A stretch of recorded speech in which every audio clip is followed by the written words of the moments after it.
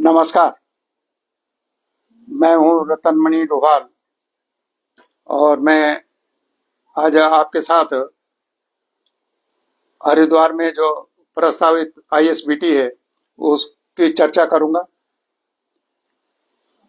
और ये जो कुंभ अर्ध कुंभ मेला 2027 की तैयारियों के हिस्से के तौर पर इस बार जो आईएसबीटी है उसको वर्तमान बस अड्डे को उसको जगजीतपुर में ले जाने की चर्चा है कि वहां पर जो मेडिकल कॉलेज है बना है नगर निगम की जमीन पे, उसके साथ ही अभी लगभग 30 बीघे के करीब भूमि नगर निगम की उपलब्ध है और उस भूमि पर ही जो आईएसबीटी है उसको प्रस्तावित किया जा रहा है, उस पर बनाया जाना है। मैं आपके सामने कुछ चीजें ये रखूंगा कि इससे पहले इस आईएसबीटी का ये जो बस अड्डे का जो खेल है कि किस तरह से उसको नचाया जा रहा है। अगर आप लोगों को पता, मैं बताऊं, हरिद्वार रुड़की विकास प्राधिकरण की जो बोर्ड की 63वीं बोर्ड बैठक हुई थी 27 जुलाई 2017 को, और उसमें भी इसकी एक डीपीआर बनवाई गई थी बॉबकोस के जरिए। और तब ये कहा जा रहा था प्राधिकरण की तरफ से कि उनके पास जो सराय में ट्रांसपोर्ट नगर है उस ट्रांसपोर्ट नगर में पर्याप्त जगह है, वहां आईएसबीटी बनाया जा सकता है। और ये खबर आते ही आईएसबीटी वहां जमीनों के आसमान प्रॉपर्टी डीलरों ने जमीन के भाव इतने बढ़ा दिए कि बहुत वहां पर जमीन मिलना मुश्किल हो गया था। अब वहां से हटके ये 2017 की बात है और उसके बाकायदा बॉबकोस जो ये नमामि गंगे वाली संस्था है उसी एजेंसी को उसको टीपीआर बनाने का दिया गया था। उसकी टीपीआर भी बनी, लेकिन फिर उसको पेंडिंग छोड़ दिया था क्योंकि मेरा चला गया। अब जो बताया जा रहा है कि ये इस बस अड्डे को अब अंतर्राज्यीय जो बस अड्डा है उसको जगजीतपुर में ले जाया जा रहा है। मैं ये समझता हूं कि ये शहर के लोगों के हित में नहीं है। ये जो हरिद्वार जो श्रद्धालु है, तीर्थ यात्री हैं, उनके भी हित में नहीं है। तो ये बस अड्डा जगजीतपुर क्यों ले जाएगा? जगजीतपुर आने जाने के लिए तो आज भी समस्या है, वहाँ सड़कों की आज समस्या है, लेकिन उसको वहां प्रस्तावित किया जा रहा है।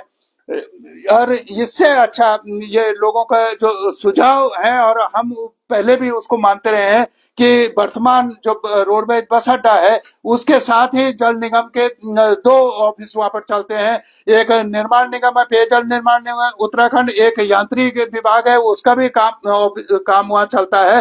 वो इतनी जगह है इस जो जहां अभी वर्तमान में बस स्टैंड है उससे ज्यादा जगह उसमें है। और ये जो अभी जो जो बस अड्डे का जो वर्तमान में क्षेत्रफल है वो 11.152 वर्ग मीटर है और वहाँ जमीन इससे ज्यादा है। अगर इन दोनों जमीनों को मिला दिया जाए और इसको तुलसी चौक से सीधा हाईवे उससे जुड़ता है, आपको और कुछ करना नहीं है, उस पर सब कुछ कराया है।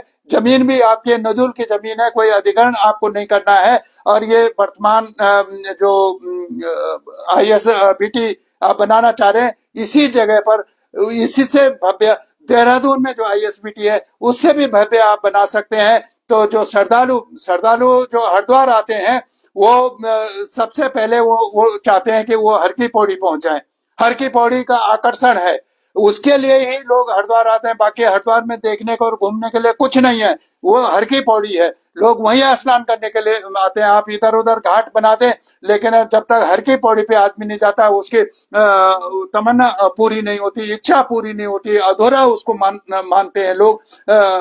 और इसलिए जरूरी है कि तीर्थ यात्रियों के हित में, शहर के हित में, जो नजदीक हो, आवागमन सरल हो। कम से कम जगजीतपुर 8 किलोमीटर से कम नहीं बैठेगा, ज्यादा भी हो सकता है। और वहां से आने जाने के लिए जब आपके पास कोई व्यवस्था नहीं होगी, आप यात्री को वहां उतार देंगे, फिर वो हर की पौड़ी कैसे आएगा, फिर वो शहर में कैसे आएगा? और इस स्थिति में तो मेरा ये कहना है कि वर्तमान अगर शहर के लोग, विधायक, नगर निगम बोर्ड, ये सारे लोग बैठ के ये तय करें कि जो इसी वर्तमान जो बस रोडवेज अड्डा है उसके साथ पेयजल निर्माण निगम की जो जगह है इसको सम्मिलित करते हुए इसका विस्तार किया जाए। इससे भव्य आप बना सकते हैं और शहर के लोगों के भी हित में होगा और यहाँ जो टूरिस्ट आएगा उनके भी हित में है। सामने रेलवे स्टेशन भी है, टैक्सी स्टैंड भी है, सब कुछ वहां पर उपलब्ध है और ये सबके